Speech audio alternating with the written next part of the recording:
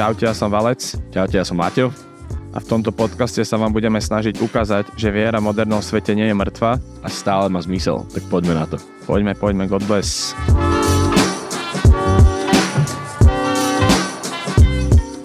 Tak, čaute kamaráti, kamoši, poslucháči, všetci naši blízki, aj tí, ktorých nepoznáme. Aj neblízky. Dneska tu máme ďalší super podcast, ďalšiu epizódku. Ďalšieho špeciálneho hostia. A je to Mariš Škovierová, vedúca, líderka komunity spoločenstva Ebenezer a taktiež učiteľka na Spojenej škole svätej Uršuly. Je to tak? Áno, svätej Uršule gymnázium a aj Spojená škola, som hlavne na Gimply. Hej, tak vítaj medzi nami, tešíme sa, že sme si našli čas. Ďakujem za pozvanie. Takže môžeme ísť na to. Naša rubrika na začiatku v podstate vždycky býva taká, že God bless, za čo ďakujeme buď tento deň alebo posledné obdobie, ktoré máme. Tak môžeme začať my, aby si si premyslela, aby to nedostali sme ťa hneď pod tlak. Keď sme ťa už dostali tým, že to nahrávame aj na video, za to sa ospravedlňujeme. Mea culpa, maxima culpa. Nevadí, bude sranda. Mám začať ja? A začni. No, God bless je, že spoznám konečne nejakého učiteľa alebo učiteľku teda z Uršuly, keďže ja som z Alexie. Vieš, takže rivalita. Ale rozmýšľal som teraz vlastne, že či som sa rozprával niekedy s učiteľom alebo učiteľkou z Uršuly, teda okrem teba, ale tak ty si bol na základke iba, ne? Aj Gimpel som suploval. Aj Gimpel si? Pozor. Ja si normálne opraviť, že učiteľka na úvod, že to je, že z Uršule. Z Uršule. Je to taká, že Uršula, z Uršule. Z Uršule. Dobre. Presne tak. Takže táto Uršule. Z Uršule. Na gymnáziu svätej Uršule.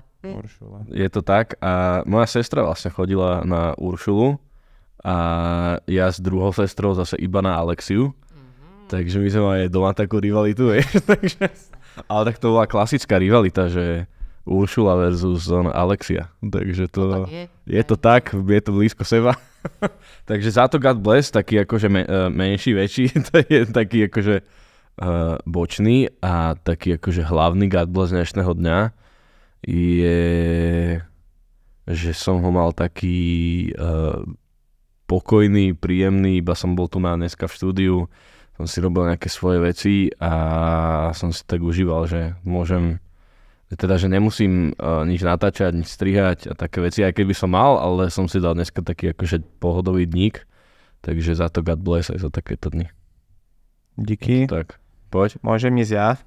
A mňa tiež napadlo v električke, ak som sa modlil, že nech to má nejaký zmysel dneska, že za čo God bless, tak určite God bless dnešného dňa, ináč to súvisí aj s tebou, čo je sranda, lebo keď som bol na Uršule, tak ty si tam viedla tie chvály, ktoré akože kde chodím, tam počúvam super veci na to, že od bývalých žiakov, však moja snúbenica Monika Fuchsová bola si aj triedna a viacerí, fakt, že veľa, vždy keď spomeniem Uršulu, tak sa dostaneme k tebe.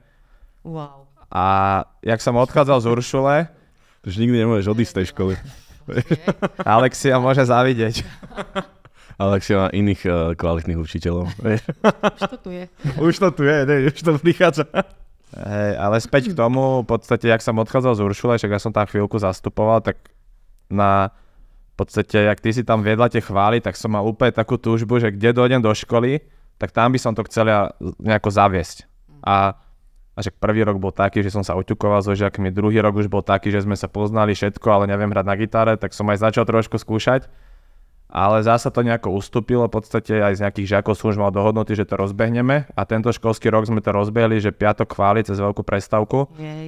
A v podstate s dvoma kolegyňami, že ja to tak nejako uvediem a dneska sme mali presne chváli a hodinu predtým som si tak pozeral, že od tebe, že čo by sme sa ťa spýtali, čo by bolo zaujímavé a vyskočil mi tam nejaký tvoj rozhovor, že Duch Svätý a tak som si to trošku nejako dal dokopy a došiel som na tie chvály. Jak som to uvedol, prišli žiaci a začali hrať, v podstate 3 pesničky sme stihli a všetko, že Duch Svätý, že Duchu Svätý si tu vítaný, neviem, tieto klasické že wow, že dlhšie som tak nehovoril o Duchu Svätom, že nejak som to nevnímal, alebo aj keď som sa modlil, takže OK, Duchu Svätý, ale vnútri to tak nejak nebolo. Teraz, že Duchu Svätý, že dobre, dojde Mariš a prvé 2 pesničky Duchu Svätý si tu vítaný a neviem, zošli dáš a neviem, že si kokse, že OK, že dneska to má zmysel, že aj tá téma Duchu Svätý, dneska si to trošku rozoberieme a už ma to tak nakoplo. Takže za to God bless, aj za to, že sme nejaké chvály už dali trošku dokopy. Super. Takže God bless a vďaka aj tebe, že si tu. Super, Duch Svätý tu naozaj vítaný dneska v tom rozhovore. Amen, je to tak? Teším sa. Na Kapitulskej. Hej. No God bless, moje je úplne jednoduché. Ja som sa aj tento týždeň modlila a robím to tak dosť často, že si sadnem a ja si tam napíšem nadpis, že ďakujem do svojho zošita a píšem iba takto, že idem za nové tenisky, za peknú jeseň. To sú aktuálne pravdivé veci. Teraz, jak sme sa bavili, tak sme mali otvorené chvály Ebenezer, čo robíme v nedeľu a strašne ma to tiež nakoplo. Na tento týždeň bolo veľa ľudí a bola to sila, tak potom, hej, ma to nieslo celý týždeň, takže som bola taká vďačná za veľa vecí. Aj za takéto malé somariny a potom aj za to, že ja sa tak snažím žiť, že fakt nič nie je samozrejmosť. Že som zdravá, že športujem, že mám tie nové tenisky a tak, takže a naozaj úplne kopu veci, takže som mal taký vďačný týždeň tento celý práve. Zase raz. Mne sa páči, v aké jednoduchosti o tom celom hovoríš, že vlastne to boli všetko maličkosti, ale ty si z maličkosti spravila veľkú vec, čo podľa mňa sa teda všetci musíme učiť. Že to je krásne, keď si to uvedomíme. Takže tak. Ja si to preto píšem, normálne takto idem, že naozaj je nádherná jeseň, môžeme byť vonku ešte, hrať vonku futbal. Fakt, že to sú somariny. Ale somariny, nesomariny. Hej. Som presne ináč dneska znova mi tak nahráva, že keď som tam tiež dával nejaké, že ďaka za čo, tak som tam videl, že tam prišli prvýkrát aj takí mali nejakí špunti, piataci, šestaci. Tak som dal, že vďaka presne za tieto maličkosti, ktoré si neuvedomujeme, hej, že si zdravá, že máš čo jesť, máš mikinu a okej, vonku prší, ale ty máš kde ísť domov. Presne. A to je často aj možno pre mňa taká devíza, alebo také, čo by som sa chcel určite zlepšiť, lebo však poznáme, to sme ľudia bežní, že OK, takto sa vieme pomodliť, vieme sa pekne hlboko porozprávať, ale potom dojde najmenšia blbosť, bolí ma koleno, tak už zabudám, že čo všetko mám a sústredím sa na tú jednu vec. A to podľa mňa by sme sa mali vždycky všetci učiť a najmä ja to cítim sám u seba, že tie maličkosti, koľko ich máme, ako si aj ty povedal, že ďakuješ za nové tenisky, za fakt také bežné veci možno, čo si neuvedomujeme, tak to podľa mňa by sme sa mali v tom zlepšiť, lebo niekedy, aspoň za mňa, som určite nevďačný za to všetko, čo mám. Je to tak. Je to tak. Ideme rýchlo na hĺbku, to je krásne. Tak to má byť. Čo budeme? Nebudeme strácať čas. Vieš čo, ja by som sa chcel spýtať možno prvú otázku, tým ako sme spomenuli, že si aj pani učiteľka, plus aj vedieš tie chvály, v podstate v ebene si dosť aktívna. Kebyže si môžeme povedať, že neviem, kedy si začala učiť, že či to je slušné sa pýtať. Kľudne. Že pred koľkými rokmi, že keby to porovnáš vtedy, lebo však už vtedy si aj začala pracovať možno s mladými, čo som sa dočítal, a si začala učiť, aký je rozdiel možno tej doby a tejto doby. Že či tam je nejaký viditeľný rozdiel najmä v tom, že ako tí mladí prežívajú tú vieru, ako mladí možno žijú, lebo dneska je to doba toho konzumu dosť veľká, že to aj ja vidím nielen na žiakoch, ale aj na sebe veľmi, že vieme sa pohltiť. Že či tam vidíš nejaký veľký rozdiel, alebo ako to ty cítiš? To je dosť široká otázka. Takže učím dlho. To bol môj dream job, stať sa učiteľkou telesnej výchovy a nemčiny. Splnil sa mi tento sen a začala som učiť už keď som mal 21 rokov na FTVŠ. Popri FTVŠke som chodila už hneď na túto Uršulu. Som sa tešila na to, že budem učiť. Takže vyše 20 rokov určite učím. Ja mám 42 rokov, myslím. Som šťastne slobodná a napríklad a to bude od veci teraz, nechcem tomu zachádzať, ale hovorím si, že prečo by som sa mala hanbiť, že koľko mám rokov, ako je byť starší, už je byť menej kvalitný. Aj u ženy. Nie? Nie je to zvláštne? No takže tak, ja mám toľkoto rokov a som šťastná. S tým a vďačná, že som sa dožila toľko. A učím teda vyše 20 rokov a zmenilo sa to. Zmenili sme sa aj my, zmenil sa svet a zmenili sa mladí ľudia v niečom. Ja sa snažím opakovať si veľmi, že ich srdce sa určite nezmenilo, že tam je rovnaká dobrota, rovnako Pán Ježiš si ich zamiloval, lebo niekedy to je veľmi ťažké. Hlavne keď sme otupení, teda keď sú oni takí otupení všetkými tými mobilmi, tak ja mám pocit, že sa neviem už dostať tomu srdcu a že čo to tam je v ich vnútri, ale hovorím si, že je to rovnaké, je tam rovnako vzácne srdce ako keď tí ľudia kedysi možno viac behali cez prestávky po chodbách a teraz tam naozaj čekujú tie mobily. A zmenilo sa to... Ja si určite by som nepovedala len, že k horšiemu. Že by som chcela povedať aj, že my dneska máme perfektné veci, ktoré tí mladí ľudia môžu zažiť.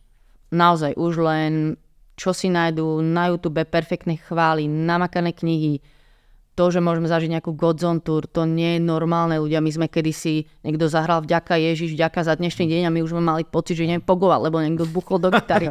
My sme boli šťastní, že to je akcia. Takže máme dneska super veci a ja si myslím, že máme aj mnoho mladých ľudí, ktorí sú veľmi hladní potom. Takže ja som za to vďačná.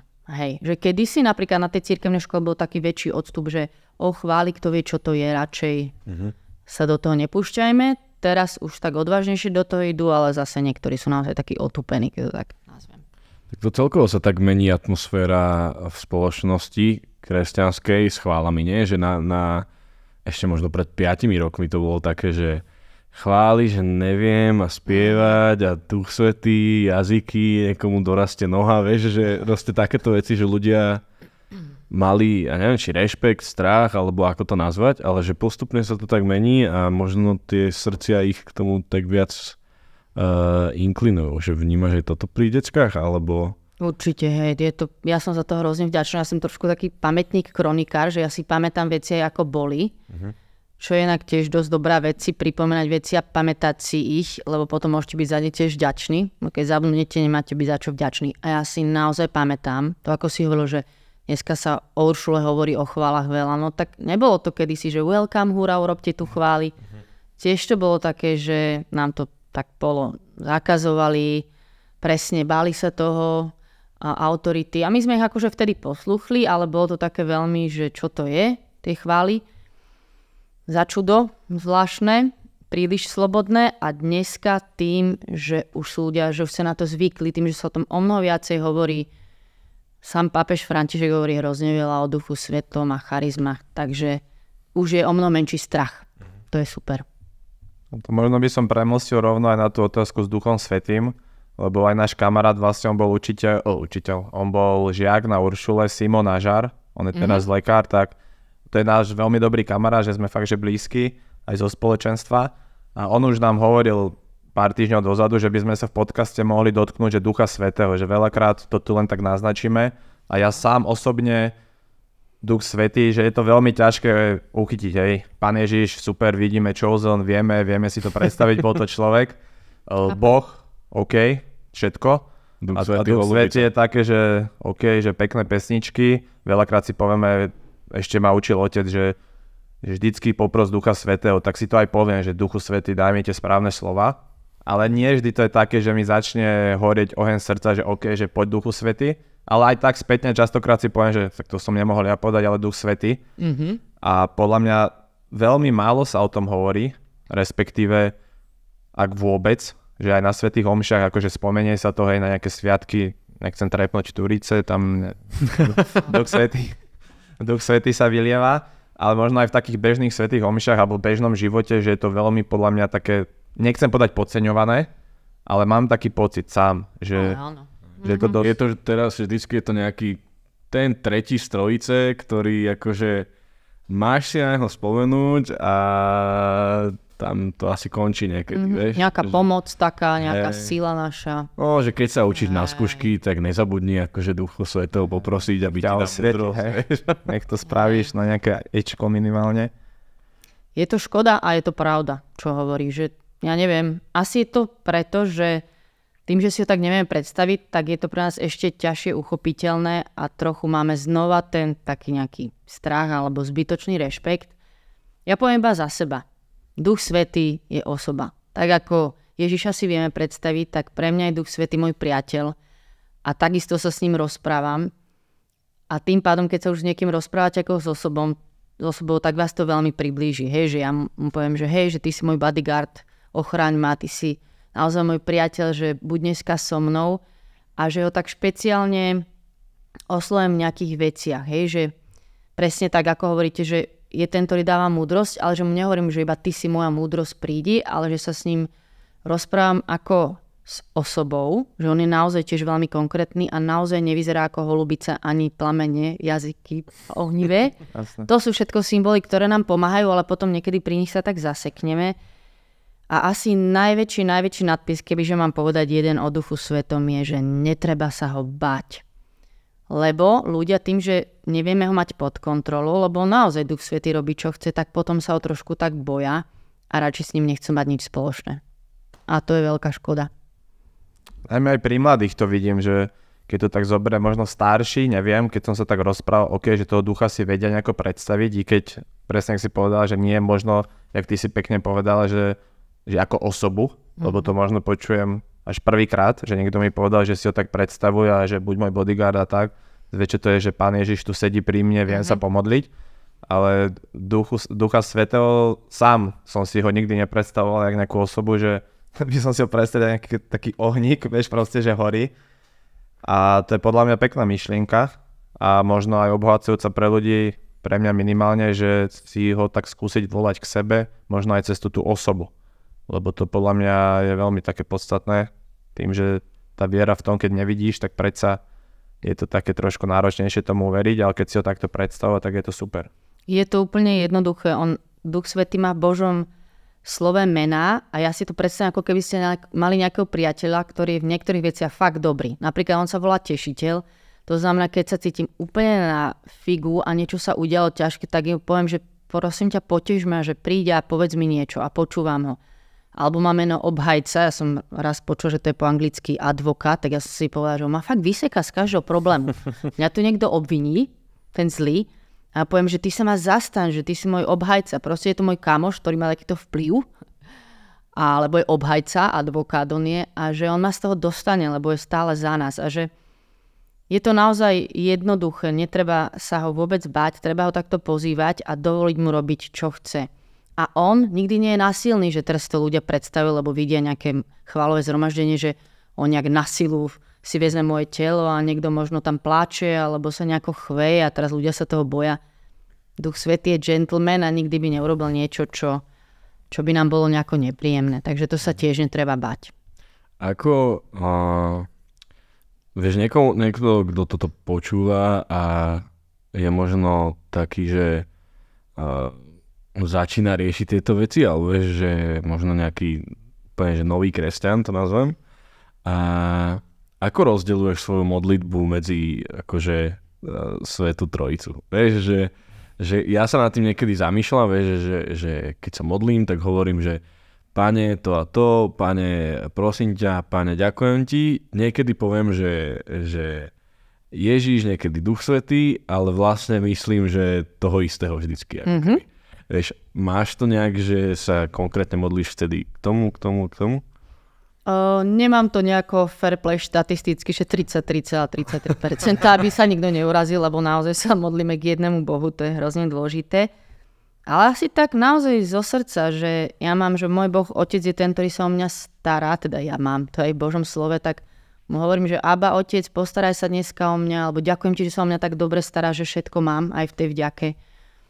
Ježišovi prichádzam ako k priateľovi a ženíchovi, že on je naozaj ten, ktorý ma veľmi miluje a vedie, učí tiež a Duch Svätý je presne ten môj radca, že mu poviem, že ďakujem ti, že to tak dobre vyšlo dneska ten podcast. Dúfam. Hej, ale... Zatiaľ v pohode. Fuj, a zadúpme si, to bolo sranda. Takže nemá teraz exkomunikujú s církvou. Hej, vybavíme, však sme tu na arcibiskup vedľa, vieš. Máme sa o Duchu Svetom a klopeme.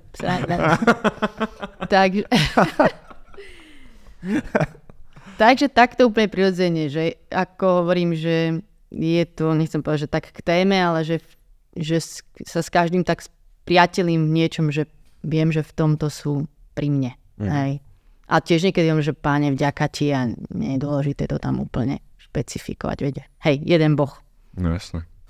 Akože mne sa veľmi páči, že aj ty, čo máš také krátke podcastíky alebo modlitby na Spotify, tak ja som si to častokrát púšťal, že skoro všetky som počul. A veľakrát sa tam tak pekne modlíš, ale tým, jak aj veľa ľudí ťa pozná tým, že si učiteľka a veľa našich kamarátov práve vychádzalo z Uršule a ja som si to všimol, že mi prídeš takou veľmi spojenou s Bohom počas celého dňa a v podstate, že nie že ako to robíš, ale fakt, že veľmi to aj obdivujem, lebo vidím, že neriešiš možno až tak ten materiálny svet, alebo ak ho riešiš, tak to robíš dobre, to zakrývaš.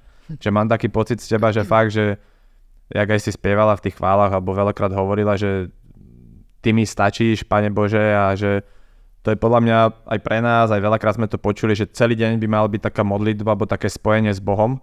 A príde mi, možno to poviem moc optimisticky, že ty to tak vieš zažívať. Že celý ten deň vieš možno prepojiť s Bohom, či už v tej škole, aj keď nie vždy možno to je jednoduché, jak sme sa už raz bavili, že tí žiaci už trošku začínajú im,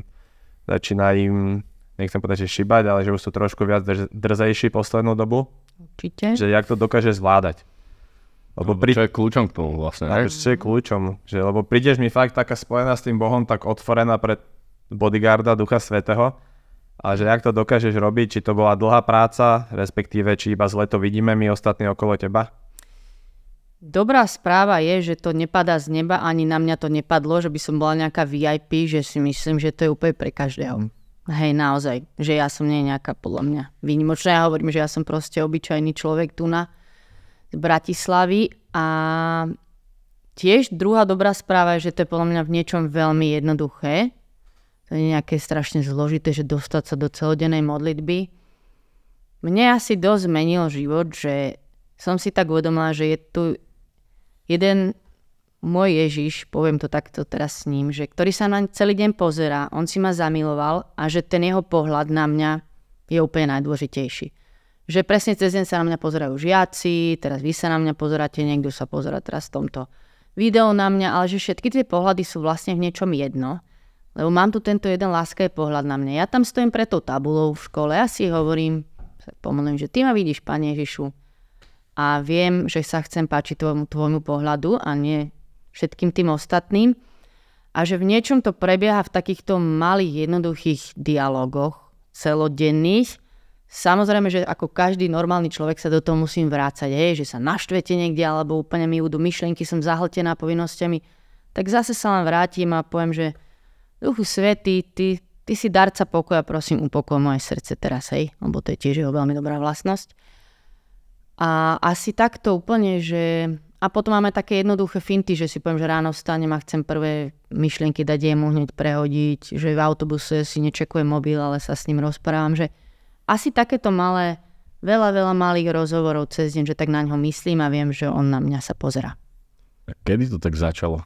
Vieš, že toto si človek sa k tomu podľa mňa, že postupne musí prepracovať, že vlastne takto rozmýšľaš celý deň. Bol nejaký moment, od ktorého to datuješ, dá sa povedať, vieš, že... Asi nemám taký jeden moment, že moja cesta k Bohu je veľmi, veľmi taká postupná vrstva za vrstvou, niekedy 3 kroky vpred, 2 späť, asi to všetci poznáme. Ja som aj z veriacej rodiny, ani som nemala taký, že jeden moment úplne zlom obrátenia, že toho bolo veľa. Určite boli ľudia, ktorí ma ovplyvnili. To, že mám spoločenstvo, ma veľmi ovplyvnilo. Takže asi napríklad ja som veľmi, veľmi, veľmi vďačná za múdre veci, ktoré môžeme počúvať. Aj takto, že prednášky alebo podcasty, alebo takže to je obrovský dar. To kedysi fakt ste si kúpili jednu dobrú knižku v svätej predajni a boli ste happy. A že múdrosť mnohých ľudí, napríklad nám strašne rada Ricka Warrena, Johannesa Hartla, takýchto speakerov niektorých, ktorí hovoria k môjmu srdcu a ty mi odovzdali nejaké veci, napríklad tento spôsob modlitby a ja si poviem, že idem to skúsiť. Takže jeden moment nemám úplne. A keď sme už pri tej škole, keď sme sa aj bavili, tak môžeme sa tak spýtať, jak zažívaš tie dni v podstate v tej škole, však ja to tiež vidím ako učiteľ, že veľakrát ma tie deti nahnevajú aj všetko, ale stále sa snažím byť možno tým Božím prorokom medzi tými mladými, lebo vidím, že to je ťažké možno aj na tých kresťanských školách cirkevných a že v čom vidíš ten kľúč možno tej evangelizácie, hej, že možno na telesnej asi nehráte nejaký katolícky volejbal, keď to uľahčím, ale skôr ide o tie možno tie vzťahy, ktoré sa snažíš tak budovať. Vlastne čo mi hovorila aj Monika, že keď ste sa učili nemčinu, tak dodneska si pamätá, že Pán je môj pastier, že ste si hrali na začiatku, že si priniesla gitaru a dodneska mi to aj veľakrát fakt, že keď sme sa modlili večer spolu, tak presne po nemecky povedal to der Herr, neviem. Bis man hier, to je super. A opäť to vie aj zaspievať, takže... Že keď nič z tej nemčiny, tak aspoň zo to, vieš. Toto ľudia hovorí, že veľký influence. Vater unser dajú, očenáš, nejakú pesničku. Všetko viete, to dve vie naspamäť aj po... Som šťastná učiteľka, už môžem. Takže už som ti vlastne aj nahodil, že snažíš sa možno... Dostávaš sa do takých osobných v podstate rozhovorov s tými žiakmi, stíhaš to? No málo. Ako však. všetci vieme, že v škole toto je veľmi ťažké, ale preto som strašne rada, že napríklad robíme lyžiarske a to je týždeň, kde s tými ľuďmi ste už úplne inde, to mám hrozne rada. Už som mala takú krízu v práci, že som si povedala, že ja neviem, či viem toto ešte robiť a presne sme boli na lyžiarskom a vtedy som si uvedomila, že mňa toto baví, že byť s nimi, počúvať ich a že tá možnosť trošku nejako ovplyvniť to smerovanie je fantastický dar a milosť. Ja si myslím, že najdôležitejšie je no fake. Nič tam nezahrám. Musím to žiť ja prvá a nič to proste netlačiť nejako na to.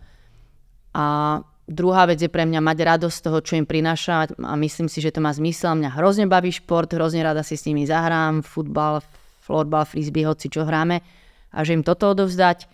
A aj nemčinu mám veľmi rada, takže asi úplne takto nejako jednoducho. Ja to tiež hovorím, že ber alebo nechaj, pozri, ja žijem toto, myslím si, že to má obrovský zmysel a že toto je šťastie, môžeš to vybrať alebo aj nie.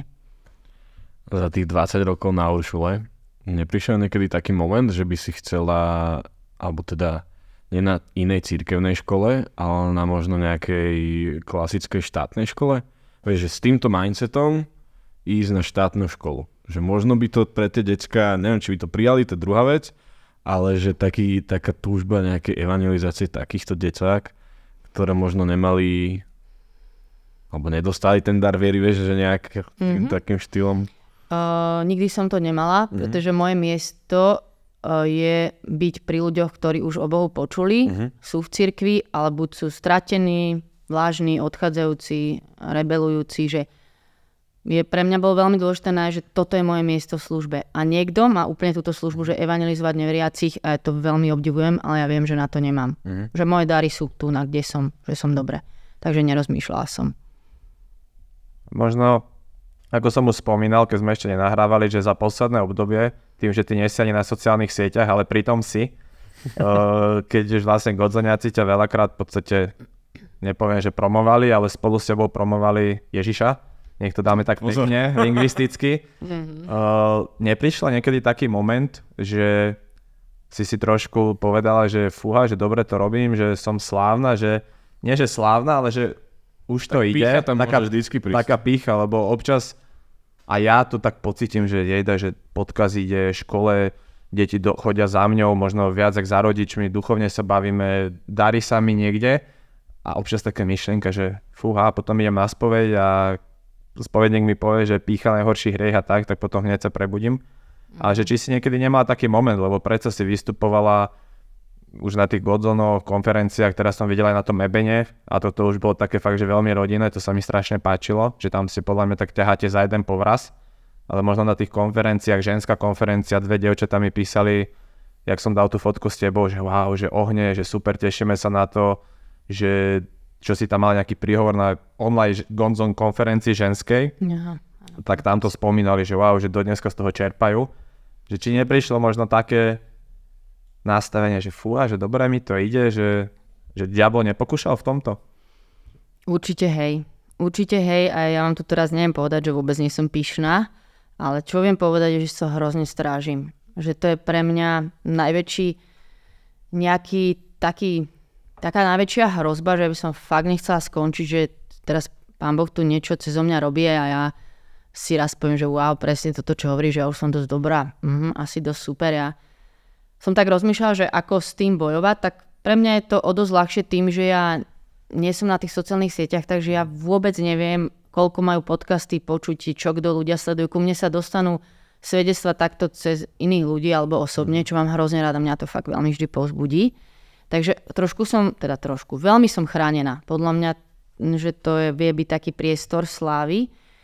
A potom mám okolo seba priateľov, ktorí sú mi veľmi blízki a som si povedala, že to, čo viem pre toto urobiť, je, že to sú ľudia, ktorí ma vidia, majú ma radi a keby bolo so mnou zle, že už tu namyslená Mariš chodí po svete, tak prídu, kopnú ma do kolena obrazne a povedia mi, že ty sa zobudí, dievča, a poď naspäť.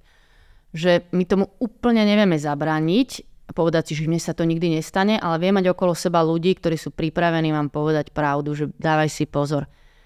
Takže ja sa snažím si to veľmi, veľmi strážiť, že sa tak vrácať po ten jeho pohľad, nielen vtedy, keď sa na mňa pozerajú kritické pohľady, ale aj keď stojíte pred halou, kde 500 ľudí vám tlieska a ja znova stojím po tým jedného pohľadom a hovorím mi, že ale mne záleží, aby sa to tebe páčilo, že tento potlesk si ďakujem za ňo, ale úplne není to, čím sa meria moja hodnota. Že to je pre mňa taký kľúč k tomu. Že nezávisieť od tej odmeny alebo uznania ľudí. A bude to pokušenie navždy, ale môžem si to stále tak pripomínať. No. Som presne to chcel spýtať, že či aspoň mne vždycky pomáha pri tomto, keď dostaneš taký nejaký dobrý kritický feedback na to, že čo si povedal, alebo že hej, nejaká reelsko storka teraz má väčší výtlak, ale niekto ťa tak schladí s vodou, že dávaj si na to pozor. A presne títo ľudia sú tých si, že najviac vážim, ktorí ti nepovedia hejt, vieš, že nejakú takú úplne, že urážku, ale povedia ti to s chladnou hlavou a že toto bolo dobré, toto bolo zlé, na toto si dávaj pozor. A ty vieš, že on to myslia dobre. Za tým je úplne dobrá motivácia. Sa vlastne nemusíš, ani ťa to neurazí, ani nič a vlastne ťa to posunie ešte ďalej. Presne toto je super. Čiže vlastne si odpovedal na otázku, ktorú som sa položil. Takže, ale napadlo mi hneď pri tomto, ako si spomínala že si to teda pre takých ľudí, ktorí sú možno takí tí vlážni kresťania, alebo už teda pre veriacich ľudí. Mala si niekedy taký, alebo teda práve povedal asi určite taký rozhovor 1 na 1, ale teda, že konkrétne si dohováral nejakému človeku, ktorý už nejak odišiel od viery a mala si veľkú túžbu ho priviesť späť k takému tomu pravému prežívaniu. Čo takíto ľudia potrebujú počuť? Skvelá otázka, to som sa chcel presne opýtať, že možno však s tým, že ste aj v tom spoločenstve žijete, vidím, že poznám aj viacerých členov, že tam ožívate všetko, snažíte sa spolu, tak určite asi k tomu niečomu došlo. A presne, že čo potrebuje uvidieť nejaký možno aj mladý starší človek, ktorý je smutný z cirkvi. Minule sme tu mali 2 kňazov, novokňazov, tak sme sa dosť dlho bavili, že oni sa vôbec nečudujú niektorým ľuďom, že sú z cirkvi smutní. Že absolútne. A teraz čo im poviem, že OK, Boh ťa má rád? No to som chcel presne, vieš, že pre tých ľudí, aj mám takých kamošov, ktorým akože povieš, že Ježiš ťa miluje a povieš im to z najväčšieho úprimného srdca a ešte im hovoríš k tomu nejakú svoju skúsenosť, ale oni to nedokážu prijať, alebo že nedokážu to tak cítiť, ako to ty cítiš. Máš na toto nejaký kľúč, ktorý... Je to veľmi ťažká otázka. Myslím si, že neexistuje nejaký jeden návod, lebo každý človek je úplne iný. Aj tá situácia, tu veľmi potrebujem toho Ducha Svätého, že sme tak závislí v tom rozhovore od neho, že mi ukáže, že čo potrebuje tento človek. Potrebuje vypočuť, alebo potrebuje počuť moje svedectvo, že ja to mám takto, lebo niekedy je dobré mlčať a počúvať a niekedy úplne hovoriť. Takže naozaj nie je na to jednoduchá odpoveď, ale keby som niečo mala povedať, tak je zostať toho človeka, mať rád a aj mu to povedať, že akokoľvek sa rozhodneš, takže pozri, ja som tu a že hej, môžeš si vybrať, že na toto v tej chvíli, keď už ľudia sú tak na hrane, sú veľmi citliví podľa mňa na ten tlak, že ja ho chcem ako stiahnuť na tú svoju stranu. Že ja mu to môžem ponúknuť, ale povedať mu, že hej, že môžeš ísť teda aj tadeto, teda mimo Boha, ale len ti chcem povedať, že ja už som tiež čo skúsila, hľadala som, cestovala, robila šport, neviem čo všetko možné a že ja viem, že to nájdem len pri Bohu. Keď chceš, skús to a možno si skôr alebo neskôr tí ľudia na tie slova spomenú, že podľa mňa sme aj každý zažili také smutné príbehy v tom, že sme tých ľudí museli pustiť a oni naozaj dodnes sú stratení. A niekde v úvodzovkách rozbijajú svoj život, lebo hľadajú stále to naplnenie. Ale my ich musíme pustiť. Proste môžeme sa za nich zostať modliť a mať ich rád. To je podľa mňa. A stále majú otvorené dvere. Asi je to o tej takej podanej ruke, ne? Že takú ako presne nám dáva Ježiš. A ty sa môžeš rozhodnúť, že či ju zoberieš a ideš s ním, alebo neskôr alebo vôbec a vlastne taký asi istý by sme mali byť my pri týchto veciach. Určite, hej. Proste podávaš, ale neschmatneš, ani netlačíš, ani nesúdiš. A ja úplne tiež si viem predstaviť, že mnohí ľudia sú zranení aj z takých tlakov, aj z cirkvi a ja vtedy urobím takú jednoduchú vec, že sa im ospravedlním za nás všetkých, lebo aj ja som cirkev a poviem, že mňa to hrozne mrzí, že má zlý zážitok z nás, možno z kňazov, z nejakého spoločenstva, že prepač. A že nie je to všetko, že Boh má viac pre teba. To je všetko, čo je mu robiť.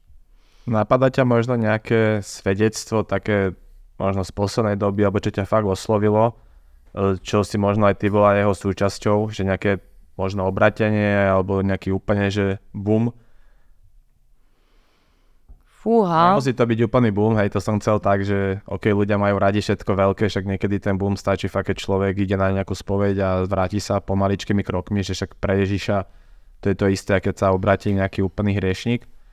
Asi. Ja mám veľa boomov, akože, lebo pre mňa sú to obrovské veci. Fakt, že pre mňa sú to obrovské veci aj to, že ja robím tie modlitby na tých podcastoch s Božím slovom, to je úplne že najväčší vtip Ducha Svätého podľa mňa vo vesmíre, lebo ja teda vôbec nie som ani technický typ, nie som na sociálnych sieťach a on si to takto vymyslel, že mnoho ľudí sa dostalo k modlitbe a za mnou, keď niekto príde a povie mi, že už som bola stratená od Pána Ježiša, mala som depresie mesiace a že iba som si pustila túto jednoduchú modlitbu a že Pán Ježiš uzdravil moje srdce. Tak ja proste odpadám z toho, že to sú nenormálne veci, takže ja sa strašne teším a hrozne ma baví, že to vôbec nie je o mne, lebo ma tí ľudia nevidia a ani ma nikdy asi nestretnú. To je super. A teraz ťa uvidia. To je pravda. A že oni mi hovoria, alebo napríklad povedia, že hej, ja som ťa celé mesiace som počula tieto modlitby a potom už som ťa vypla, modlila som sa sama. Že to je presne to, čo som chcela.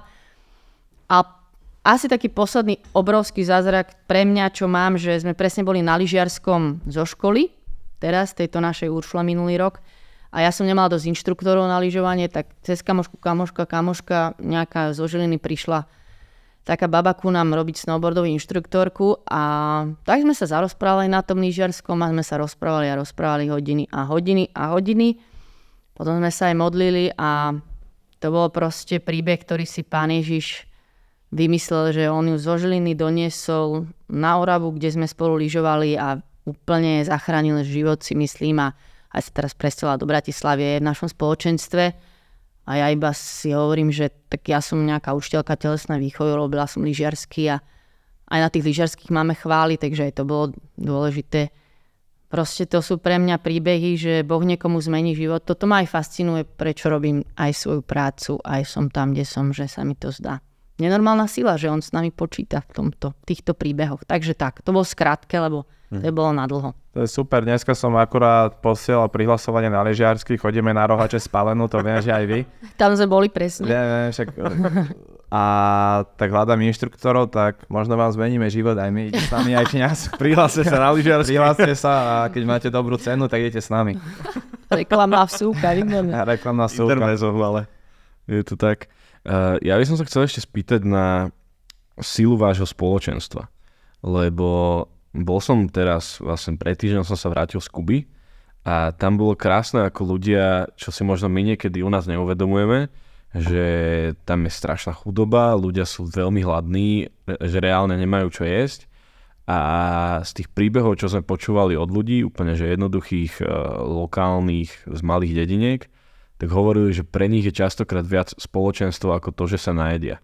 Wow. Že ako keby tá sila toho kresťanského, že mám tu niekoho, kto teda vie byť nie, že úplne môj bežný kamarát, ale na tej duchovnej úrovni ešte sa vieme nejak zjednotiť. Takže ich to častokrát drží nad vodou. Ako silné je vaše spoločenstvo? Sa to rovno takto spýtam, alebo že aká bola tá postupnosť toho budovania celého? Vieš, že teraz ste už možno aj známejší po celom Slovensku a tak, aj keď o to nejde, že čo pre teba znamená tvoje spoločenstvo a ako to ty vnútorne cítiš tú takú napojenosť na ostatných v tom duchovnom svete? Ja by som chcela povedať pri tejto otázke, kde si použil to slovo, že sila spoločenstva, lebo hrozne ľahko sa už potom rozprávajú také príbehy, keď už máme niečo za sebou. My máme 25 rokov teraz, ale podľa mňa nás počúva veľmi veľa ľudí, ktorí majú možno nejaké malé stredko a že my sme naozaj začínali v počte 3 kusy. 5 ľudí úplne práve na Uršule tiež, ja som tam aj študovala, takže v triede sme sa dali 3 baby, 5 ľudí na začiatku úplne dokopy. Začínalo to v maličkom malom a potom vďaka dlhej ceste, že sme, nebudem to tu úplne zakecať, vlastne naozaj dlhej ceste, tak dneska nás je určite do 100 dospelých členov a 120 detí aspoň už. A tým, že, a to je pre mňa veľmi dôležité aj pre tie úplne, že keď je niekto 3-5 členom stredku, že to nevadí, že podľa mňa to najdôležitejšie bolo, že sme iba vytrvali vo všetkom, že nepoviem si, že idem do ďalšieho stredka, alebo tak, tuto je to ťažké teraz, tak neviem, rozpustíme sa, rozdielme sa. Že my sme boli obyčajní ľudia z cirkevnej školy, veľa skautov nás tam bolo a trávili sme veľa času spolu. A sme tiež modlitebné spoločenstvo, takže verím tomu, že keď sa za veci modlíme, tak sa udejú inak, ako keby sme sa za ne nepomodlili. A my sme sa veľa od začiatku, ja som bola aj potom už dosť rýchlo vo vedení toho spoločenstva, modlili za tie stretnutia. Hej, že máte 2-hodinové stretnutie, tak predtým sa hodinu modlíte. A to všetko mení, lebo taký Boh je, že tak stáť za tým modlitbe. Ale no, spoločenstvo je naozaj, že moja druhá rodina a je to veľmi, veľmi bezpečné miesto a myslím si, že bez toho neprežijeme asi, keď tak skrátke, lebo to je na celý ďalší podcast. To je pravda.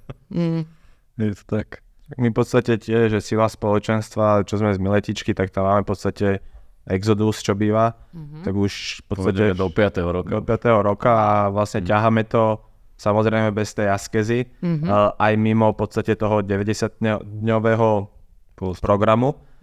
A tiež si to veľmi, akože fakt, že strašne uvedomujem, že aj keď som v konfrontácii možno s kamošmi neveriacimi ťažkými prípadmi, stretneme sa aj na diskotéke a dostaneme sa k tomuto a ja im poviem, že my sme mladí chalani, je tam kňaz, je tam skoro kamarát, ktorý išiel do semináru, som tam ja zasnobený, kamarát slobodný, veľká zmeska, takých 7-8 mužov a my sa stretneme spolu v kaplnke a proste ideme tak na hĺbku, modlíme sa tam, hovoríme o takých veciach, čo podľa mňa ja mám tiež XY kamarátov, že veľmi blízkych z futbalu 15 rokov a nikdy sme sa nebavili na takej úrovni a baviť sa s niekým, zdieľať ten život a ešte tam volať Boha, tak tým ľuďom z Kuby z časti rozumiem, ale samozrejme, že kebyže som hladný, tak neviem, či to tak pekne hovorím, jak oni, ale to spoločenstvo je podľa mňa extrémna veľká vec a vlastne aj môj brat teraz mladší nemal spoločenstvo, snažím sa mu pomôcť nájsť nejako, že už zohnal nejakých kamošov a tak, že presne z týchto podcastov ináč, že jeho kamoši, že wow, že spoločenstvo, že veľakrát ste to spomínali, tak normálne riešime, že v Biskupiciach by niečo také vzniklo, takže byť vytrvalý. Ale možno k tomuto ešte prepáč, že ale jak byť vytrvalý, možno aj s tou modlitbou, lebo veľakrát, trošku premostím na aj trošku inú tému, veľakrát sa modlíme, hej, za manžela, aby som si našla, aby som mal dobrú robotu, za zdravie a veľakrát Pán Boh nás dlho necháva čakať, niektorých veľmi, veľmi dlho. Jak možno byť až tak vytrvalý, preto sme ľudia, chceme to chytiť, chceme to mať hmatateľné. Jak povedal Maťo, máš na nejaký kľúč, alebo samozrejme nie kľúč, alebo jak si to možno aj vy v tom ebene, hej, že keď ste začínali 3, 4, 5, dneska ste fakt, že krásne rodiny tam. Jak to vytrvať? Kľúč k modlitbe, hej, že ako byť vytrvalý, hej. No ja som sa raz zamyslela, že my spievame napríklad, že nenormálne nádherné chválové piesne so silnými textami všetky, my, a potom príde prednáška, že ako vytrvať v 10 minút modlitbe denne, hej? A ja si hovorím, že dohája, tak my tu spievame, ako ho milujeme, aký je nádherný a potom sa ideme hecovať, aby sme s ním 10 minút vydržali. Niečo mi tu nesedí a podľa mňa my ho potrebujeme spoznať naozaj, že on je nádherný a že si nás zamiloval a s niekým, kto vás má hrozne rád a vy to viete a máte ho radi, sa nemusíte hecovať byť 10 minút. Ja sa rada modlím, nie je to pre mňa, že sa teraz musím strašne premáhať jasnačka, ako každý máte plnú hlavu robotu a musím povedať, že nájdem si ten čas, niekedy mi to tiež unikne. Ale z princípu mám pocit, že potrebujeme sa prehodiť z tej kolaje, že ako vytrvať, modliť sa, prosiť, prehodiť sa na tú kolaj, že dopraj si ten čas len tak tam s ním byť, lebo on stačí a akože tiež to musím tak v skratke teraz to povedať a že iba sa ho pýtať, že aký naozaj si, ako ma máš rád, ako ma vidíš a keď to raz s ním zažijeme, tento dotyk, to už nám potom proste nič nevezme, tak sa už s ním budeme stretávať radi. Chápete, že ja mám pocit, že strašne veľa sa hovorí o tom, že ako vytrvať v tej aktivite menom modlitba, že modlitba je o tom, že niekto si ma tu prvý hrozne zamiloval, nechápem prečo niekedy, ale je to tak a že ja mu to len chcem naspäť zase dať. Hej. Vieš, prečo to podľa mňa je, teraz, jak sa nad tým zamýšľam? Lebo ako decka to bola pre nás strašná nuda, vieš, lebo modlili sme sa rúžence, korunky, litánie, museli sme chodiť do kostola. Ešte aj tá omša niekedy vyzerá ako hrozná nuda. Presne tak, vieš, že ešte omša je proste, že nuda pre proste drvivú väčšinu začiatku tvojho života sú to pre teba proste, že nudné veci, vieš. A presne, že kým sa nedostaneš do toho momentu, že je to pre teba príjemný čas a nájdeš si spôsob toho príjemného času, vieš. Pre mňa je to, že si ráno sadnem na 15 minút, sedím na gauči a som iba tak ticho a prečítam si niečo z písma a potom sa nad tým rozmýšľam. Pre niekoho sú to proste chvály, pre niekoho to môže byť prechádzka, kde sa proste... Do lesa, presne. A to je podľa mňa ten dôvod, prečo si potrebujeme hovoriť o tom, že vytrvalosť v modlitbe. Vieš, že lebo ten začiatok bol. A aj medzi tým sú suché časy. Nič, ani zvuk, ani obraz, hej. Ja som počula takú dobrú vetu, že ak je tvoj Boh pre teba nudný, tak si toho práve ešte nestretol. Lebo náš Boh nie je nudný, ale naozaj tie formy niekedy vyzerajú, si hovorím, že ale Pane Ježišu, ty takýto nie si. Aj svätá omša je poklad. Hej, ja som tu vôbec nechcela povedať, že to je naozaj highlight, lenže tá forma niekedy je to pohrebné stretnutie proste. Zúfale. Takže sa iba nemôžeme nechať oklamať tou formou a presne tými zážitkami a hľadať podľa mňa. Nič, ideš. Hľadaj viac, pýtaj si viac, klop. Paradoxne ešte k tomuto, dnes v noci mi došla správa, že presne na túto tému, že prečo ľudia nie sú radostní, keď idú proste zo svätej omše. Že písalo sa v tej správe, nebudem teraz hovoriť, že kto to bol, že aj ten človek sa cíti, že by mal odchádzať radostnejší, ale vlastne nie je a že v čom to celé vlastne tkvie, vieš, že taká tá... No to bola otázka, tá SMS-ka, alebo vysvetlenie? To bolo, že také zamyslenie iba, vieš, že sama seba sa tá osoba pýtala, že či to teda tak to naozaj má byť, že tí ľudia aj ostatní, ktorí sú tu na tej omši so mnou, že prečo sa neusmievame, že prečo sa strátila tá radosť z toho vzkriesenia, vieš, že také tie veci, ktoré však častokrát, ja som, vieš, že túto nedeľu presne ako bola, tak som bol taký úplne, že ani sa mi nechce a to sú tie ľudské veci, ktoré tomu nezabraňuješ, ale super je si to pripomínať. Proste, že... Sme ináč riešili veľakrát aj tu v podcaste, že fakt, že z tej svätej omše, však aj Slaninka Jakub to hovoril, že veľakrát, že odchádzame, že potom príjmaní, že zdrtení proste, že ja už idem na obed a že prečo tam proste, však my sa máme tešiť, že sme prijali, čo je viac, prijať Ježiša. A vlastne aj Ogard Sabo mi hovoril v nedeľu po obede, sme sa rozprávali, že ten kňaz v podstate z Lamača, ten Leo, že mu hovoril, že on bol na misiách, takže tie omša na misiách sú také, že jak aj on v Lamači preferuje, že ide medzi ľudí, sadne si, potlapka detka, chytí decko, super. Je to živé, no. A on povedal, že ja mám niekedy zobrať chuť kladivo a ja cítim, že tam je stena predo mňou a začať rozbíjať, ale že ľudia by sa asi na mňa pozerali a to strašne to vystihol, že tiež sa bavíme, hej, sväté omše cez týždeň o 5. niekde v Biskupiciach, pár babiek, modlia sa rúženec a teraz, že OK, že je iné mládežka, možno dneska, kapucíni o 19. žije to tam, ale že to nastavenie naše, že nenájdeme asi, že v čom to je, ale asi to môžeme povedať, že je to dosť smutné, hej, že my odchádzame z toho, môj otec hovoril, že nechce sa ti ísť niekde v podstate, kebyže ti dajú 1 000 000 eur, nestal by si a nešiel by si aj do Košic vlakom, že by som išiel aj poklusom. A prečo nejdeš na Omšu, hej, že tam ti dávajú, že bilión. Hej. A častokrát, že wow, že je to tak, ale stále si taký, že aj príjmeš toho Ježiša, ok, však už riešim večer, neviem, stredko, potom tréning. Vieš, čom to je? Musíme zavolať Nuncia. By nás to tu oživil. Neviem to zmeniť, zatiaľ viem v tom urobiť iba to, že si to pripomeniem a normálne seba rozhodnem a poslušne na tú svätú omšu idem asi ako väčšina ľudí a snažím sa sústrediť a niekedy mám hlavu, že myslím od raňajky večere úlohy, neviem čo a niekedy to prežívam úplne, že som na poli v nebi. Proste je to človečenské. Ale tiež neviem. Iba je mi to tiež ľúto niekedy. No. Keď niekto vie, tak napíšte do komentu podcastu. Prosím. Prečo sa to deje a vyriešite, napíšeme encykliku. Teda pošleme vedúcim. Mne sa niekedy, tak sa zamýšľam niekedy nad tým, že ako bude naša slovenská cirkev vyzerať, alebo teda naše prežívanie viery vyzerať o 50 rokov. Vieš, že keď naši rodičia a starí rodičia počas komunizmu to mali že mŕte ťažké a vlastne aj ešte z toho možno trošku tak to cítiť v tom, ako prežívam presne všetky tie omše a takto, vieš, že není to možno také radostné a tak.